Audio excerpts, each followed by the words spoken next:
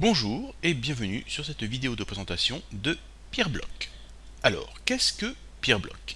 Eh bien, Peerblock est un logiciel qui permet de bloquer les adresses IP indésirables qui tentent de se connecter à votre ordinateur. Alors, Peerblock existe sous plusieurs noms. Il s'appelle également PeerGuardian sous Linux ou également Moblock. Vous avez également quelques autres logiciels sur Internet portant d'autres noms qui ont également ces possibilités de blocage d'IP indésirables. Mais disons que Peerblock, PeerGuardian, Moblock sont les plus connus à l'heure actuelle. Donc cette vidéo va être en 3 étapes. La première, je vais vous expliquer un petit peu le concept de Peerblock. Et ensuite, je vais vous montrer comment installer Peerblock sous Windows et PeerGuardian sous Linux Debian. Donc voyons un petit peu à quoi sert Peerblock. Lorsque vous êtes connecté à Internet, vous êtes protégé par ce que l'on appelle un pare-feu. Ce pare-feu se trouve dans votre box Internet, qui vous est fourni par votre fournisseur d'accès à Internet, mais vous êtes également protégé par un pare-feu personnel, celui de Windows, si vous êtes sous Windows bien sûr. Il existe également un pare-feu sous Linux Debian. Et puis vous pouvez également avoir un pare-feu qui est intégré à certains logiciels, comme par exemple des antivirus. Donc ici, lorsque je vais parler de pare-feu, je vais parler de tous ces pare-feux en général, mais disons que le plus important, le pare-feu principal est quand même celui de votre box, car c'est celui qui protège tout votre réseau à la maison ou dans votre entreprise si vous avez donc une entreprise. Donc ici, nous voyons que nous avons d'un côté Internet avec plusieurs ordinateurs, dont un ne semble pas avoir de bonnes intentions à votre égard, et puis de l'autre côté vous, et puis entre les deux votre pare-feu qui vous protège de toutes les connexions extérieures venant d'Internet vers votre ordinateur.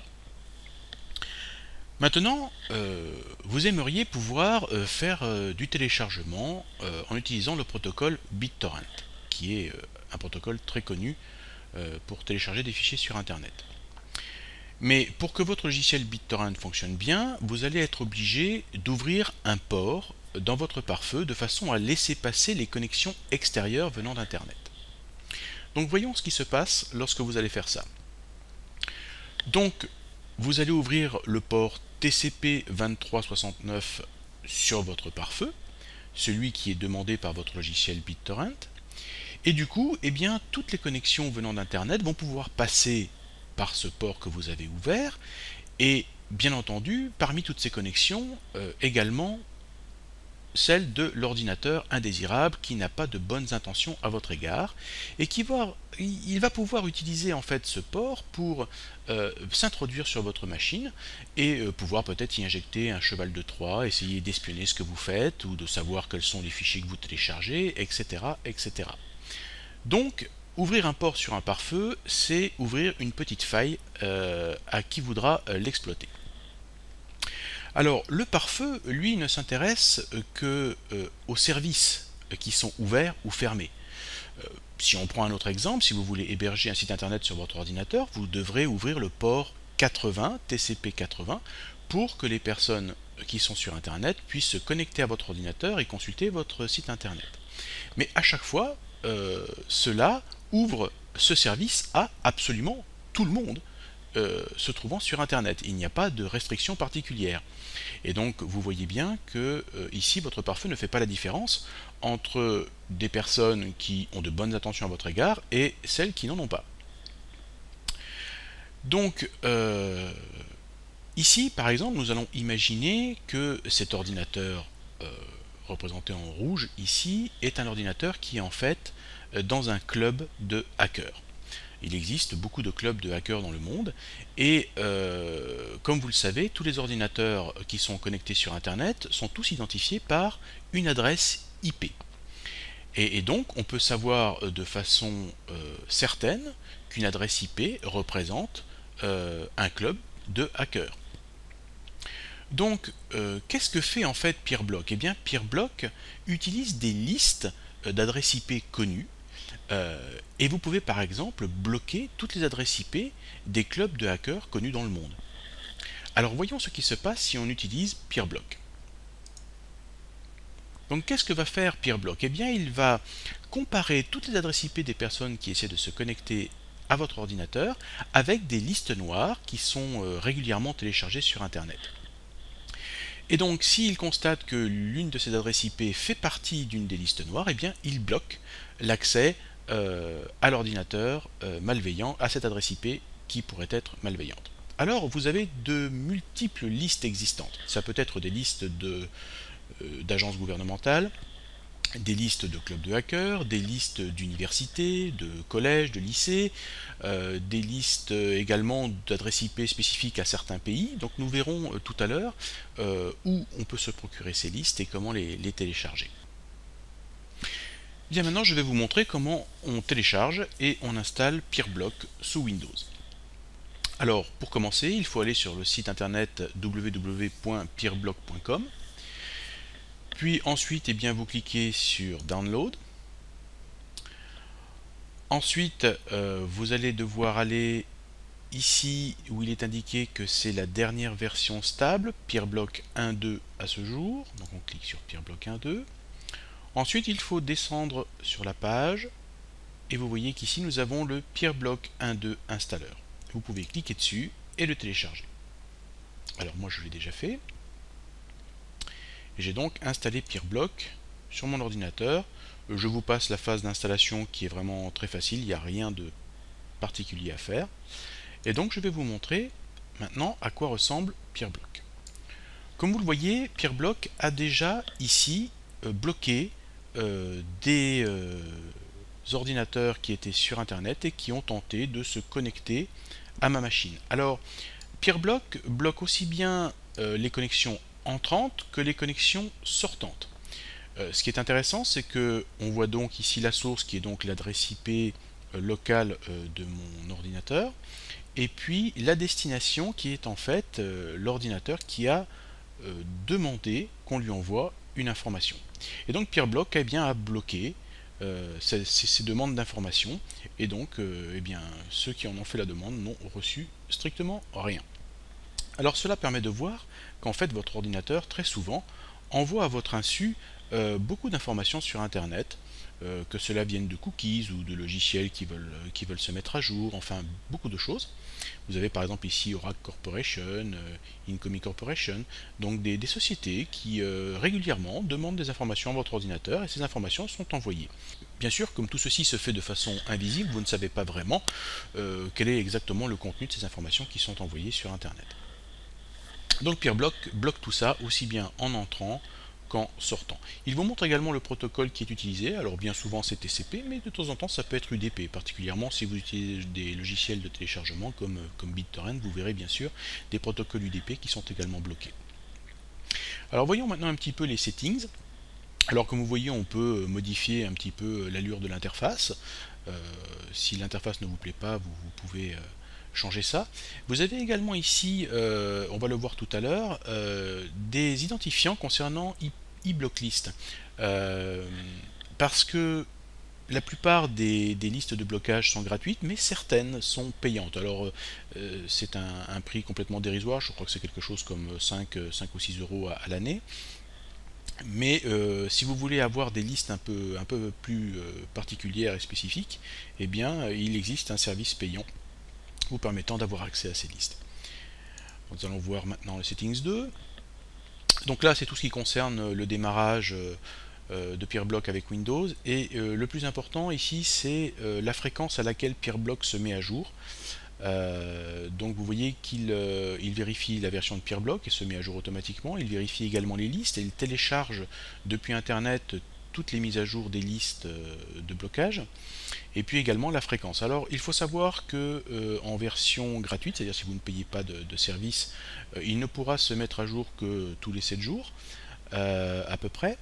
Mais si vous payez donc sur eBlocklist, et bien à ce moment-là, vous pouvez avoir une mise à jour quasiment toutes les heures si ça vous chante. Après donc il y a quelques paramètres qui vous permettent de modifier le comportement du logiciel, en particulier si vous voulez qu'il se minimise dans le système tray ou si vous préférez qu'il se comporte différemment. Ensuite, nous avons les port settings. Alors, vous pouvez bloquer certains ports particuliers ici, comme par exemple, si vous ne voulez pas que votre ordinateur soit capable d'envoyer ou de recevoir des emails, vous pouvez bloquer les ports 25 et les ports 110 par exemple, ou vous avez également les ports FTP ou les ports HTTP, donc vous pouvez bloquer ces ports là. Alors attention, bien sûr, si vous bloquez par exemple les ports 80, votre ordinateur ne sera plus capable d'aller surfer sur des sites internet, puisque le port 80 et 443 sont utilisés pour tous les sites internet. Donc attention, ne bloquez pas trop, car au bout d'un moment, vous ne pourrez plus faire grand chose. Alors, nous avons également ici le List Manager. Alors le List Manager vous montre quelles sont les listes par défaut déjà qui sont bloquées. Donc nous voyons que nous avons les listes concernant les ordinateurs, les anti-P2P organisations, hein, pour ne pas les citer. Ensuite, tous les serveurs qui distribuent des spyware, également les publicités, également tous les établissements d'éducation, donc ça va être les universités, les collèges, les lycées, dans le monde entier, qui seront bloqués. Et puis vous pouvez également ajouter d'autres listes ici. Alors je vais vous montrer le site qui permet de faire ça tout à l'heure, mais vous pouvez ajouter donc ici, oh bah tiens, on va le voir tout de suite. Je vais aller sur le site donc d'IP Blocklist. Voilà, donc sur ce site IP Blocklist, vous pouvez cliquer ici sur liste, et vous voyez qu'ici nous avons la liste générale. Donc vous avez les listes qui sont gratuites, et vous voyez que vous avez des listes qui sont payantes où il y a marqué subscription dessus.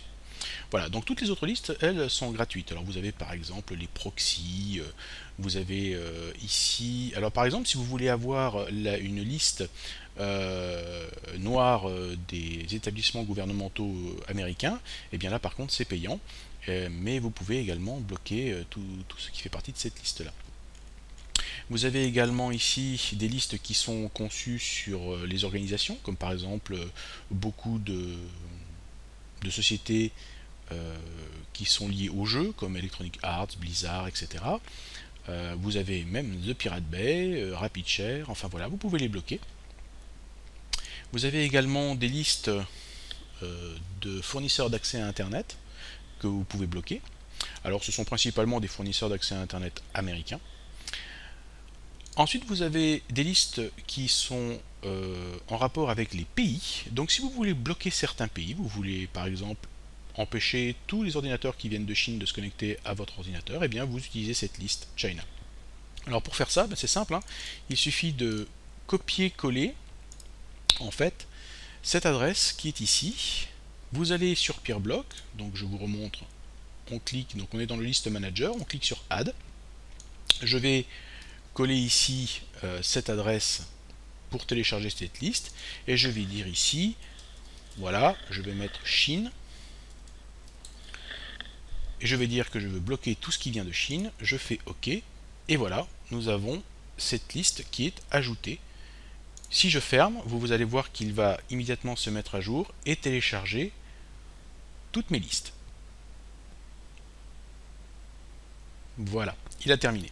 Et il génère donc une liste de cache, et vous voyez que maintenant je bloque 992 millions d'adresses IP. Maintenant, si nous revenons sur le list manager, nous avons également la possibilité de créer nos propres listes d'adresses IP. Donc vous pouvez créer des fichiers texte avec des listes d'adresses IP, et puis l'ajouter en faisant browse. Vous allez ajouter votre liste et donc créer vos propres listes d'adresses IP, peut-être des adresses IP dans votre réseau personnel ou d'entreprise que vous voulez bloquer. Eh bien c'est tout à fait possible. Ça peut être des adresses IP tout à fait locales, elles n'ont pas besoin d'être forcément des adresses IP sur Internet.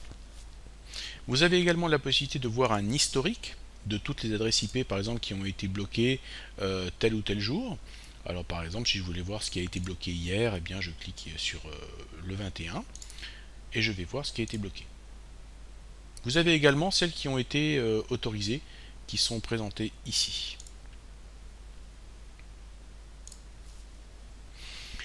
Alors, si vous vous rendez compte que certains de vos logiciels ne fonctionnent plus ou ne se mettent plus à jour à cause de Peerblock, eh bien vous pouvez, par exemple ici j'ai Oracle Corporation, si vous utilisez par exemple des logiciels comme VirtualBox ou Java ou des choses comme ça, eh bien vous pouvez ici faire un clic droit sur cette adresse IP et vous pouvez autoriser cette adresse IP à se connecter à votre ordinateur pendant 15 minutes, 1 heure ou de façon totalement permanente.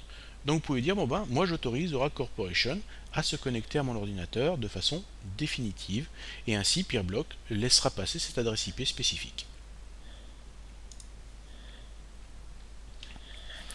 Alors, dans quel cas il est intéressant d'utiliser Peerblock? Eh bien moi je vous conseille d'utiliser Peerblock particulièrement si vous faites du téléchargement sur Internet, car vous verrez que vous allez attirer beaucoup de monde sur votre machine et que Peerblock va très vite s'affoler et vous bloquer un nombre incroyable d'adresses IP.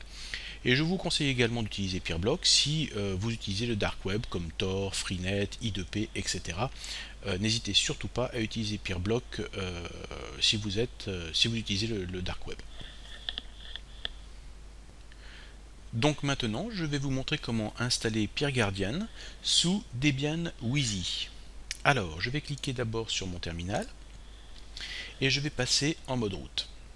Donc mode administrateur, je vais taper mon mot de passe. Voilà. Et maintenant, je vais devoir ajouter 2 lignes à mon fichier source liste. Alors, pour ceci, je vais utiliser Nano. Donc je vais taper nano etc apt source.list. Voilà. Donc voici déjà le contenu de mon fichier. Alors je vais faire un petit copier-coller des 2 lignes parce qu'elles sont un petit peu longues.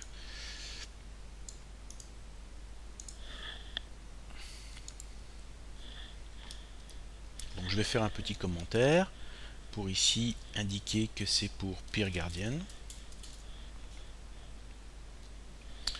Et je vais coller mes 2 lignes. Voilà. Ça, ce sont les 2 lignes qui vont donc permettre à Debian de mettre à jour le logiciel Moblock, appelé également PeerGuardian. Donc je vais faire CTRL X pour quitter et je vais dire oui pour sauvegarder. Voilà, ça c'est fait. Maintenant, je vais importer la clé GPG du développeur de ce logiciel. Pareil, je vais faire un petit copier-coller.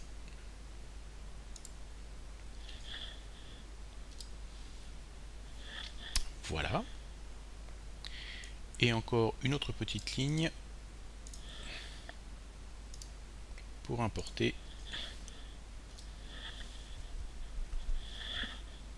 Ça c'est fait. Voilà, maintenant je vais installer apt-get install, je vais installer apt-file.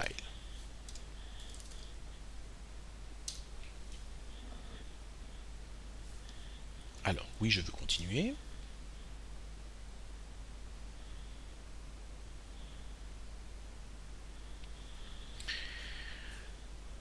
Maintenant, je vais faire une mise à jour d'apt-file. Donc apt file update.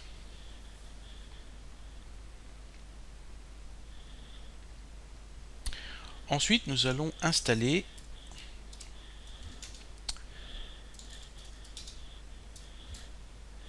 Python Software Properties.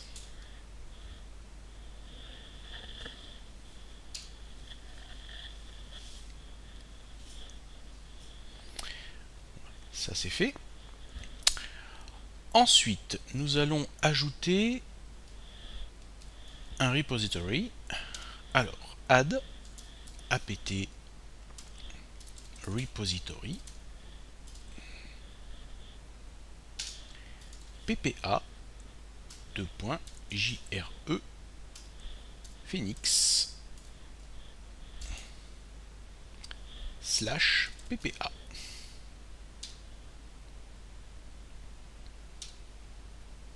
Voilà.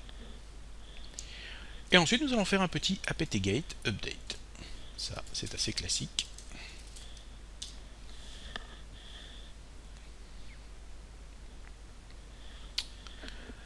Et bien maintenant, nous sommes prêts à installer PeerGuardian. Donc on fait apt-get et nous tapons install. Alors pgld pour PeerGuardian, pglcmd pour pouvoir lui envoyer des lignes de commande, et pglgui qui est en fait une jolie interface graphique qui permet également de contrôler PeerGuardian.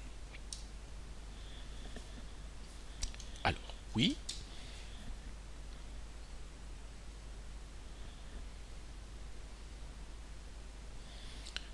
Alors, il nous demande si l'on veut lancer automatiquement PeerGuardian au démarrage de Linux. On va lui dire oui.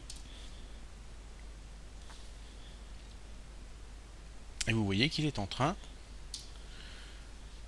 de le démarrer. Alors, cela peut prendre un petit peu de temps, car il va pour la première fois télécharger toutes les listes de blocage. Voilà. Il a terminé son démarrage, donc maintenant on peut lancer l'interface. Donc nous allons aller dans nos applications et je vais faire une recherche, je vais taper PGL et vous allez voir que nous avons ici PGL GUI. Donc je vais le lancer. Voilà, nous avons PeerGuardian qui est prêt à fonctionner. Et comme vous voyez ici, nous avons un onglet configure dans lequel nous avons une liste d'adresses IP qu'il peut bloquer. Donc vous voyez qu'elles ne sont pas toutes cochées, ces listes. Donc vous pouvez cocher d'autres listes si vous pensez qu'elles sont nécessaires. Mais attention, si vous bloquez absolument tout, vous risquez de vous retrouver bien, sans Internet et sans plus rien, tout sera bloqué. Donc si vous voyez que en activant certaines listes, certaines choses ne fonctionnent plus, eh bien il ne faudra peut-être pas utiliser cette liste, elle sera peut-être trop restrictive pour vous. Donc vous voyez qu'il a déjà commencé à bloquer apparemment une adresse IP qui venait des USA. Vous voyez que c'est une connexion incoming, donc entrante. Nous avons également ici l'adresse IP de destination de ce package et le protocole qui était utilisé. Alors si vous voulez lancer ou arrêter PeerGuardian, je vous conseille d'utiliser plutôt les lignes de commande que l'interface qui est parfois capricieuse. En tapant pglcmd stop, et vous voyez qu'il est en train de s'arrêter, et vous voyez que l'interface est passée ici de stop à start, ou pglcmd start pour le relancer. Et vous voyez qu'il s'est bien relancé. Voilà, là vous n'aurez aucune erreur, alors que si vous utilisez l'interface, eh bien vous risquez d'avoir des erreurs, ça ne va pas fonctionner correctement. Les lignes de commande, c'est toujours meilleur sous Linux, bien souvent. Voilà, je vous remercie d'avoir regardé cette vidéo, j'espère qu'elle vous aura plu, et je vous dis à très bientôt pour d'autres vidéos.